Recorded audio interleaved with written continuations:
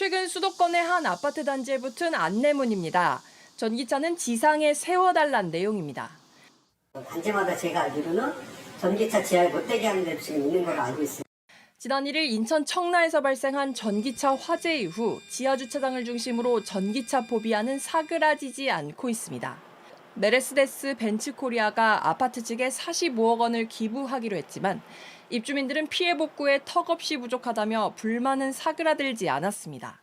We announced already last time and confirmed today that we donate the 4.5 billion Korean won for humanitarian support. We are keen and eager to support wherever it is necessary and to help those people here affected by this incident. 추가 지원책은 자사 차량 지원이었습니다.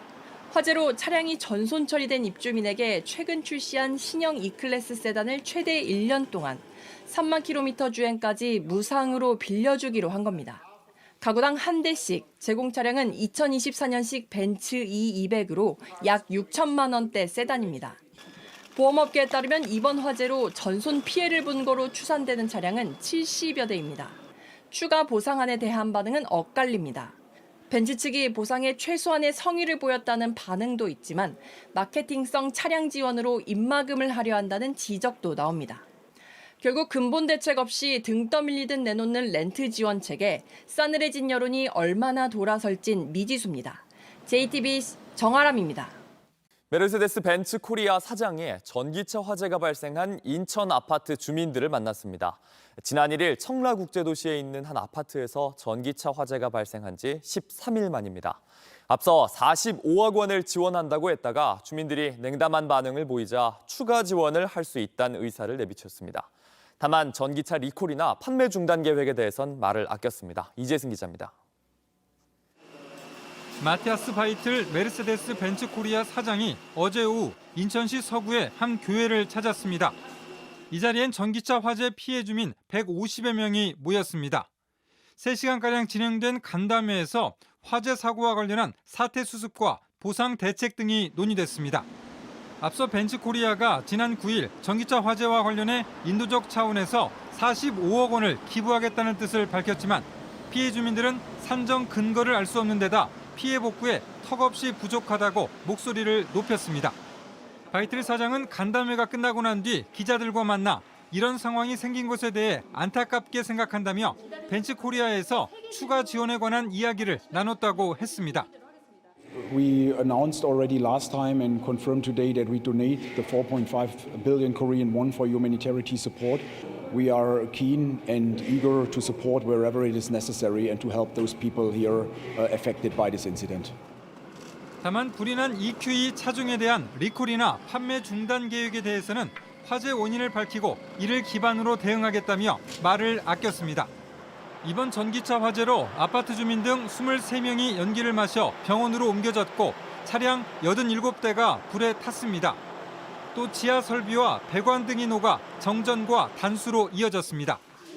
인천 서구는 피해 지원금과 관련해 벤츠 전기차에서 폭발과 함께 불이 난 점과 스프링쿨러가 작동하지 않은 점 등을 토대로 차량 제조사나 아파트 관리소 측을 대상으로 구상권 청구를 검토 중입니다. JTBC 이재승입니다. 다음 소식입니다. 인천 전기차 화재 사고 이후 소비자 불안이 커지자 영업 기밀을 내세웠던 벤츠사가 뒤늦게 자사 전기차의 배터리 제조업체를 공개했습니다.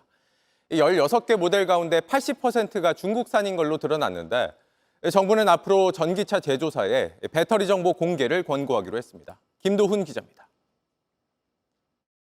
벤츠코리아가 홈페이지에 공개한 전기차 배터리 제조사 현황입니다. 단종 모델을 포함해 8개 차종, 16개 모델의 배터리 정보가 담겼습니다.